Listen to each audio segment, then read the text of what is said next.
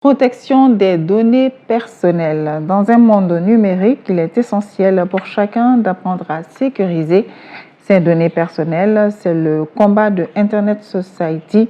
Durant un mois, le chapitre malien de Internet Society a formé des journalistes sur le cryptage. Par cryptage ou chiffrement, il faut entendre un processus de brouillage ou de codage des données informatiques pour qu'elles soient lues uniquement par une personne autorisée détenant une clé de décodage. On en sait plus avec Makan Fofana. Lors de nos communications, les navigations sur Internet, les achats en ligne, les opérations bancaires ou tout autre travail avec un appareil électronique, les données doivent être protégées contre les surveillances et les hackers. Pour ce faire, le cryptage ou encore le chiffrement est un moyen sûr. Pour les journalistes, il doit être un impératif, d'où l'importance de cette formation initiée par les chapitres maliens de l'Internet Society en partenariat avec la Maison de la Presse. Personnellement, j'ai appris beaucoup de choses, comment on fait du cryptage, qu'est-ce que le cryptage asymétrique, qu'est-ce que le cryptage symétrique et surtout quelle est son importance dans notre vie de tous les jours. Nous avons utilisé des logiciels comme TrueCrypt ou encore VeraCrypt. C'était un certain nombre de logiciels, enfin je vous cite ces deux, en tout cas qui ont servi d'exemple pour nous imprégner un peu de comment ça se fait le cryptage, le chiffrement et surtout de pouvoir envoyer des messages codés.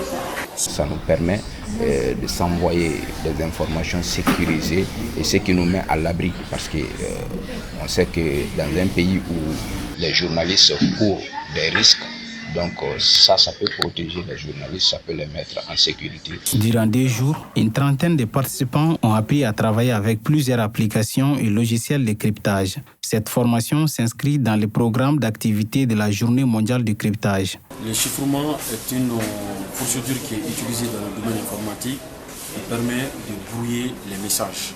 Genre, je vais vous envoyer une information, j'ai des possibilités de pouvoir brouiller cette information de telle sorte que même si quelqu'un arrive à y accéder, n'arrivera pas à déchiffrer pour connaître le contenu. Le journaliste, la protection des sources est extrêmement importante. Donc pour mieux protéger ces sources, il faut savoir au moins protéger les informations que vous obtenez de votre source ou bien que vous envoyez à vos sources. Donc nous avons d'abord fait une formation pendant un mois sur une plateforme en ligne. Donc cette formation de 2 jours était destinée à ceux et celles qui avaient validé cette formation en ligne. Dans un monde dominé par les nouvelles technologies de l'information et de la communication, chacun doit s'intéresser au cryptage car il est intégré à la vie quotidienne.